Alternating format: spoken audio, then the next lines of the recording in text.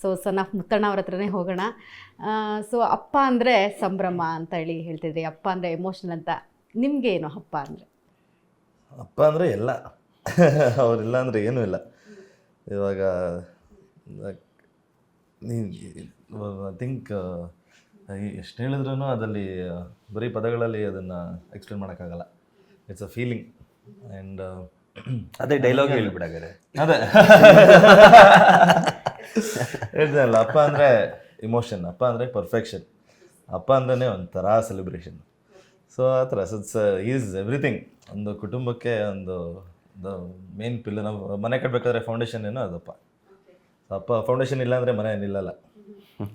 So ಏನು ಆ ಪ್ರೋಮೋದಲ್ಲಿದೆ ಅದು ಲೈಫ್ಗೂ, ರಿಯಲ್ ಲೈಫ್ಗೂ ಕೂಡ ನಿಮಗೆ ತುಂಬಾ ಹತ್ತಿರ ಆಗುತ್ತೆ ಅಂತ ಅನಿಸುತ್ತೆ. ಸೊ ಅವ್ರಿಗೇನೋ ಡೈಲಾಗ್ ಹೇಳ್ಬಿಡಿ ಅಂತ ಅಂದು, ನೀವು ಒಂದು ವರ್ಡಲ್ಲಿ ಹೇಳಬೇಕು ಅಂದರೆ ಅಪ್ಪ ಅಂದರೆ? ನಾನು ಅದೇ ಹೇಳಿದ್ನಲ್ಲ, ನಾನು ತುಂಬ ಕಡೆ ಹೇಳ್ತೀನಿ, ಮೊದಲನೇ ಸಲ ಅಲ್ಲ, ಜನನೂ ಕೇಳಿ ಕೇಳಿ ಬೇಜಾರಾಗಿರ್ಬೇಕು.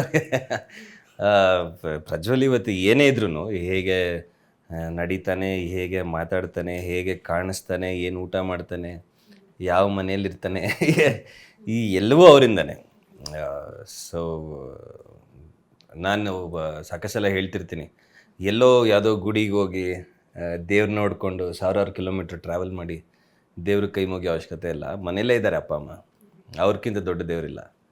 ಸೊ ಅವ್ರಿಗೆ ಕೈ ಮುಗಿದ್ರೆ ಸಾಕೊಂದು, ಸೊ ದೇವರು ಅಂತ ಹೇಳ್ಬೋದು ನಮಗೆ.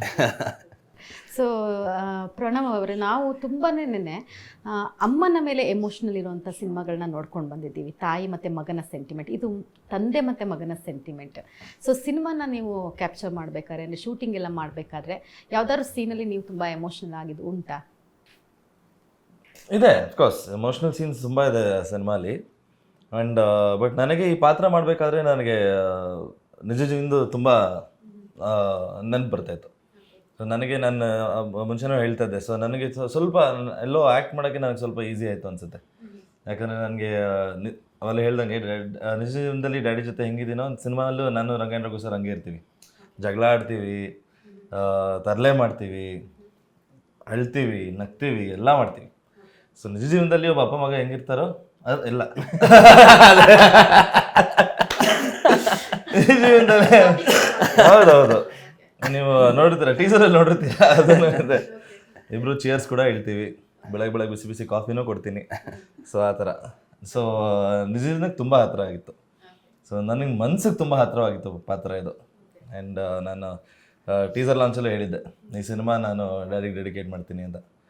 ಸೊ ಅವನು ಎಮೋಷ್ನಲ್ ಆದ್ನೋ ಇಲ್ವೋ ಶೂಟಿಂಗ್ ಮಾಡಬೇಕಾದ್ರೆ. ಬಟ್ ನಾವಿಬ್ಬರು ಮೊದಲನೇ ಸತಿ ಸಿನಿಮಾ ನೋಡಿದಾಗ ಆ್ಯಕ್ಚುಲಿ ಎಲ್ಲ ಕೆಲಸ ಮುಗ್ದಿರಲಿಲ್ಲ, ಏನು ಕೆಲಸಗಳು ನಡೀತಿತ್ತು. ರಫ್ ಎಡಿಟ್ನ ವಿತೌಟ್ ಮ್ಯೂಸಿಕ್, ವಿತೌಟ್ ಡಬ್ಬಿಂಗ್ ಆಗಿತ್ತು. ನಾವೇ ಎಮೋಷ್ನಲ್ ಆದ್ವಿ, ತುಂಬ ಚೆನ್ನಾಗಿ ಮಾಡಿದ್ದಾನೆ. ನನಗೆ ಯೂಶಲಾಗಿ ಅಣ್ಣ ಅಲ್ವಾ, ಅವನು ತಪ್ಪುಗಳನ್ನ ಕರೆಕ್ಟ್ ಮಾಡೋದು ಒಂಥರ ಮಜಾ. ಬಟ್ ಈ ಸಿನಿಮಾ ಅಲ್ಲಿ ವಿತ್ ಲಾಟ್ ಆಫ್ ಕಾನ್ಫಿಡೆನ್ಸ್ ಹೇಳ್ಬೋದು, ಸಕ್ಕದಾಗಿ ಮಾಡಿದ್ದಾರೆ. ನಾನು ಏನೂ ಕರೆಕ್ಷನ್ ಮಾಡೋಕ್ಕಾಗಿಲ್ಲ. ಆ್ಯಂಡ್ ಸಿನಿಮಾ ನೋಡಿ ನಾವಿಬ್ರು ಆ್ಯಕ್ಚುಲಿ ಎಮೋಷ್ನಲ್ ಆದ್ವಿ. ಕರೆಕ್ಷನ್ ಮಾಡೋ ಚಾನ್ಸ್ ಸಿಗಲಿಲ್ಲ ನಿಮಗೆ ಅಂತ? ಸಿಕ್ಕಿಲ್ಲ, ಚೆನ್ನಾಗಿ ಕ್ಯಾಚ್ ಆಗ್ತಿದ್ರಿ. ಇಲ್ಲ, ಬಟ್ ಅಪ್ಪಾಜಿ ಎಷ್ಟೋ ವರ್ಷಗಳಿಂದ ಇಂಡಸ್ಟ್ರಿಲಿದ್ದಾರೆ, ನಾನು ಇದ್ದೀನಿ. ನಮಗೆ ಗೊತ್ತು ಇದು ನಮ್ಮ ಕೆಲಸ, ನಾವೇನೇ ಎಮೋಷನ್ ವ್ಯಕ್ತಪಡಿಸಿದ್ರೆ ಏನಂತ ನಮ್ಗೆ ಗೊತ್ತು, ಅದು ನಮ್ಮ ಕೆಲಸ ಅಂತ. ಅದಿದ್ದೂ ನಾವಿಬ್ರು ಎಮೋಷ್ನಲ್ ಆದ್ವಿ ಅವನ ಆ್ಯಕ್ಟಿಂಗ್ ನೋಡಿ. But is done a fabulous job, very proud. Yes. So ಅಪ್ಪ ಅಂದರೆ ಏನಂತ ನೀವಿಬ್ರು ಹೇಳಿದ್ರಿ, ಬಟ್ ಆದರೆ ಸರ್ನ ಅಪ್ಪನ ಬಗ್ಗೆ ಏನಾದ್ರು ಕೇಳಬೇಕಂದ್ರೆ, ಅವ್ರ ತಂದೆ ಬಗ್ಗೆ ಕೇಳಬೇಕಂದ್ರೆ ನಮಗೂ ಸ್ವಲ್ಪ ಫೀಲ್ ಆಗುತ್ತೆ ಅಂತ ಅನಿಸುತ್ತೆ. ಬಹಳನೇ ಚಿಕ್ಕ ವಯಸ್ಸಿಗೆ ತಂದೆ ನಿಮ್ಮನ್ನು ಅಗಲಿರ್ತಾರೆ. ಸೊ ನಿಮ್ಮ ಅರ್ಥದಲ್ಲಿ ಅಪ್ಪನ ಕಲ್ಪನೆ ಹೇಗಿತ್ತು ಸರ್? ಈ ಜನ್ಮಕ್ಕೆ ಅದು ನನಗೆ ಅನುಭವ ಸಿಕ್ಕಲಿಲ್ಲ. ಅಂದರೆ ಮುಖಾನೂ ನೆನಪಿಲ್ಲ ನನಗೆ, ಯಾಕಂತ 3 ತಿಂಗಳ ಮಗು, ನನಗೆ ಸಾಧ್ಯವೇ ಇಲ್ಲ ನೆನಪಿಡೋದಕ್ಕೆ. ಏನಾಗಿತ್ತು ಸರ್ ತಂದೆ? ಅವ್ರಿಗೆ ಮಲೇರಿಯಾ ಬಂದಿತ್ತು. ಅವರು ITC ಫ್ಯಾಕ್ಟ್ರಿಯಲ್ಲಿ ವೆಲ್ಫೇರ್ ಆಫೀಸರ್ ಕೆಲಸ ಮಾಡ್ತಿದ್ರು. ಮಲೇರಿಯಾ ಬಂದು ತೀರೋದ್ರು ಅಂತ ರಿಪೋರ್ಟಲ್ಲಿದೆ. ಇಲ್ಲ ನಮ್ಮ ತಾಯಿ ಹೇಳಿ, ಬೇರೆಯವರು ಅವರ ಸ್ನೇಹಿತರು ಹೇಳಿ ಗೊತ್ತು ನನಗೆ. ಈ ವಾಸ್ ಅ ಫುಟ್ಬಾಲ್ ಪ್ಲೇಯರ್ ಅಂತೆ, ವೆರಿ ಆ್ಯಕ್ಟಿವ್ ಪರ್ಸನ್ ಅಂತೆಲ್ಲ ಹೇಳ್ತಿದ್ರು. ಅಷ್ಟೇ, ಆ ಅನುಭವ ನನಗೆ ಸಿಗಲಿಲ್ಲ. ಅದು ನನ್ನ ಮಕ್ಳಿಗೆ ಮಿಸ್ ಆಗಬಾರ್ದು ಅಂತ ಸಾಕಷ್ಟು ಅವ್ರನ್ನ ಪ್ರೀತಿ. ಬಗ್ಗೆ ಹೇಳ್ಬೇಕಾದ್ರೆ ನಿಮ್ಗೆ ಬಹಳನೇ ಅನಿಸ್ತಿತ್ತು ನಮ್ಮ ತಂದೆ ಇರಬೇಕಿತ್ತು, ನೋಡಬೇಕಿತ್ತು ಅವ್ರನ್ನ ಜೊತೆ. ಖಂಡಿತ ಯಾರಿಗೂ ಅನಿಸಲ್ಲ ಹೇಳಿ ಅಲ್ವಾ. ನಮ್ಮ ಲೈಫಲ್ಲಿ ಯಾವುದೇ ಒಂದು ಮೈನಸ್ ಆದರೂ ನಮಗೆ ಅದು ಕೊರತೆನೇ ಆಗುತ್ತೆ. ಸಂಪೂರ್ಣವಾಗಿ ಇರಬೇಕು, ಸಂಪೂರ್ಣವಾಗಿ ಜೀವಿಸ್ಬೇಕು ಅಂತ ಪ್ರತಿಯೊಬ್ಬ ಮನುಷ್ಯನೂ ಆಸೆ ಪಡ್ತಾನೆ. ಸೊ ತಂದೆ ತಾಯಿ ಅಣ್ಣ ತಮ್ಮ ಅಕ್ಕ ತಂಗಿ ಎಲ್ಲರೂ ಇರಬೇಕು ಅಂತ ಆಸೆ ಪಡ್ತೀವಿ. ಯಾರೋ ಒಬ್ರು ಇಲ್ಲದೆ ಇದ್ದಾಗಲೂ ಅದು ನಮ್ಮ ಕೊರತೆ ಅನಿಸುತ್ತೆ, ಇರಬೇಕಾಗಿತ್ತು ಅಂತ ಅನಿಸುತ್ತೆ. ಬಟ್ ಇದು ನಮ್ಮ ಕೈಯಲ್ಲಿ ಇಲ್ವಲ್ಲ. ನೀವು ಎಷ್ಟು ಜನ ಮಕ್ಕಳು ಸರ್? ನಾವಿಬ್ಬರು, ನಾನು ನಮ್ಮ ಅಣ್ಣ. ಸೊ ಹಿಂಗೆ ಇದ್ರ ನೀವು ನಿಮ್ಮ ಅಣ್ಣನು ಹಿಂಗೆ ತರಳೆ ಮಾಡ್ಕೊಂಡು ಕಿತ್ತಾಡ್ಕೊಂಡು? ಇಲ್ಲ, ಓಕೆ, ಸ್ವಲ್ಪ ಫಾರ್ಮಲ್ ಆಗೇ ಇದ್ವಿ, ಇಷ್ಟೊಂದು ಇದಿರಲಿಲ್ಲ. ಯಾಕೆಂದರೆ ನಮಗೆ ಸ್ವಲ್ಪ ಜವಾಬ್ದಾರಿಗಳು ಜಾಸ್ತಿ ಇತ್ತು. ಲೈವ್ಲಿಹುಡ್ ನಡೆಸೋದೇ ಕಷ್ಟ ಇತ್ತು. ಸೊ ನಮ್ಮ ತಾಯಿಗೆ ಸಪೋರ್ಟಿವ್ ಆಗಿ ನಿಲ್ಲಬೇಕಾಗಿತ್ತು. ಚಿಕ್ಕ ವಯಸ್ಸಲ್ಲೇ ಅವ್ರ ಜೊತೆಲಿ ಕೆಲಸ ಮಾಡಿಕೊಂಡು. ಸೊ ತಂದೆ ಇಲ್ದೇ ಇರೋ ಮನೆ ಸಾಮಾನ್ಯ ನಾವು ನೋಡಿರ್ತೀವಿ, ತಾಯಿ ಇಲ್ಲ ಅದನ್ನೇ ಇರೋ ಮನೆ ನಡೆಸೋದು ಕಷ್ಟ. ತಂದೆ ಇಲ್ಲ ಅಂದರೆ ತಾಯಿ ಆ ಇಡೀ ಜವಾಬ್ದಾರಿಯನ್ನು ಹೊತ್ಕೊಂಡು ನಡೆಸ್ತಾರೆ. ಸೊ ನಿಮ್ಮ ತಾಯಿ ಪಟ್ಟಂಥ ಸ್ಟ್ರಗಲ್ನ ಇವತ್ತೇನೋ ನೆನಪು ಮಾಡ್ಕೊಳ್ಬೋದು ಅಂತ ಅಂದರೆ ಯಾವುದು ನಿಮ್ಮ ಕಣ್ಣು ಮುಂದೆ ಇವತ್ತಿಗೂ ಮರೆಯೋಕ್ಕಾಗ್ದೇ ಇರೋವಂಥ ಒಂದು ಘಟನೆಯಾಗಿ ಉಳ್ಕೊಂಡಿದೆ? ಅಯ್ಯೋ, ನಮ್ಮ ತಾಯಿ ಪಟ್ಟಿರ್ತಕ್ಕಂಥ ಕಷ್ಟ ಹೇಳೋದು ಕಷ್ಟ. ಯಾಕಂದರೆ ಅದು ನಾನು ಸಿನಿಮಾ ನಟ ಆಗೋಷ್ಟರಲ್ಲಿ ನನಗೆ 30 ವರ್ಷ ಆಗಿತ್ತು. ಸೊ ಆ 30 ವರ್ಷವೂ ಅವರು ಕಷ್ಟನೇ ಪಟ್ಟಿದ್ರು. ನಾನು ಸ್ವಲ್ಪ ನಟ ಆಗಿ ವಾಚ್ ಫ್ಯಾಕ್ಟ್ರಿ ಕೆಲಸ ಆದಮೇಲೆ ಸ್ವಲ್ಪ ಸುಧಾರಣೆ ಆಯಿತು. ಅವ್ರಿಗೆ ತುಂಬಾ ಕಷ್ಟಪಟ್ಟಿದ್ದಾರೆ. It's really hats off to her. It's a great lady. ಅವರು ನಮ್ಮನ್ನು ಸಾಕೋದಲ್ಲದೆ ಕಷ್ಟಪಡೋದಲ್ಲದೆ ಇಡೀ ಊರಲ್ಲೇ ಅವರು ಭಾಳ ಫ್ರೆಂಡ್ಲಿ ಆಗಿದ್ದರು, ಎಲ್ರಿಗೂ ಸಪೋರ್ಟಿವ್ ಆಗಿದ್ದರು, ಎಲ್ಲ ಇದು ಮಾಡ್ತಾರೆ ಹಳ್ಳಿಯಲ್ಲಿ. ಜೊತೆಯಲ್ಲಿ she was supporting hour brother also. ಅವರು ನಮ್ಮ ಮಾವರು ಒಳ್ಳೆಯವರು, ಬಟ್ ಬೇರೆ ವಿಷಯಗಳಲ್ಲಿ ತುಂಬ ಸೈಲೆಂಟ್ ಆಗಿರೋರು. ಅವ್ರಿಗೆ ನಮ್ಮ ತಾಯಿಯ ಸಪೋರ್ಟಿವ್ ಆಗಿ ನಿಂತಾರೆ. She was tough lady also. Yes. ಏನು ಕೆಲಸ ಮಾಡ್ತಾಯಿದ್ರು? ಯಾವ ಥರ ಮನೆ ಮೇಂಟೈನ್ ಮಾಡ್ತಿದ್ರು ತಾಯಿ? ನಿಮ್ಮನ್ನೆಲ್ಲ ಹೇಗೆ ಸಾಕ್ತಾಯಿದ್ರು? ಏನು, ನಮ್ಮ ಮಾವನವರು ಹೊಲದಲ್ಲಿ ಕೆಲಸ ಮಾಡೋರು, ದನ ಮೇಯಿಸೋರು, ಹಾಲು ವ್ಯಾಪಾರ ಮಾಡ್ತಿದ್ರು. ಬಂಗ್ಲೆಗೆ ಹೋಗಿ ಹಾಲು ಹಾಕ್ತಿದ್ವಿ, ನಾವು ಅವ್ರ ಜೊತೆಲಿ ಹೋಗಿ ಹಾಲು ಹಾಕ್ತಿದ್ವಿ. ಬಂಗ್ಲೆಗೆ ಹೋಗಿ ಹಾಲು ಹಾಕ್ತಿದ್ವಿ, ಸಾಯಂಕಾಲದ ಹೊತ್ತು ದನ ಕಾಯ್ತಿದ್ವಿ.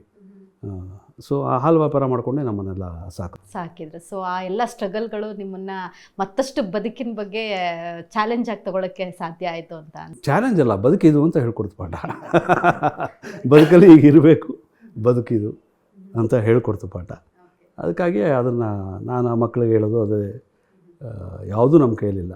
ಇವತ್ತು ಈ ಗಳಿಗೆ ನಮ್ಮ ಕೈಯಲ್ಲಿದೆ ಅಷ್ಟೇ. ಮುಂದಿನ ಗಳಿಗೆ, ಮುಂದಿನ ದಿನ ನಮ್ಮ ಕೈಯಲ್ಲಿಲ್ಲ.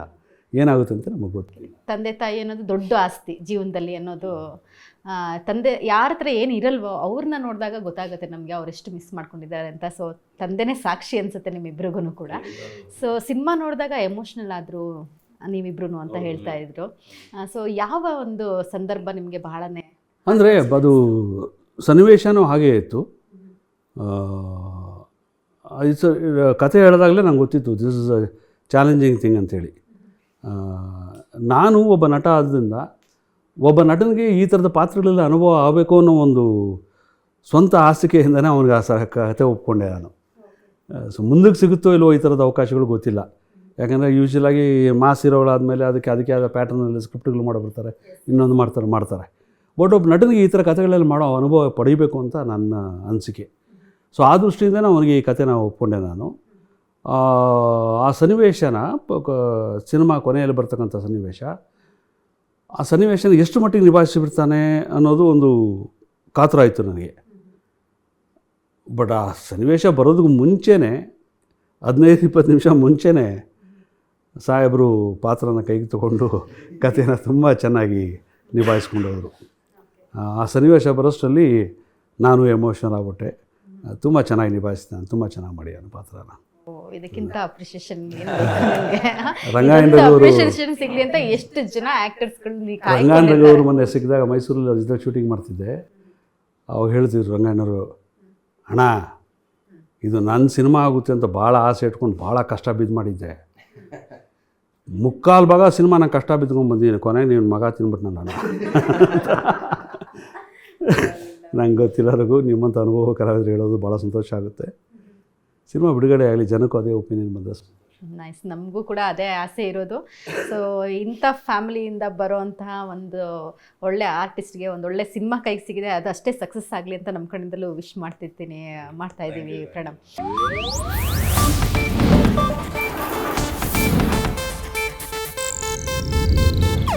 ಇದು ಏಷ್ಯಾನೆಟ್ ನ್ಯೂಸ್ ನೆಟ್ವರ್ಕ್ ಪ್ರಸ್ತುತಿ.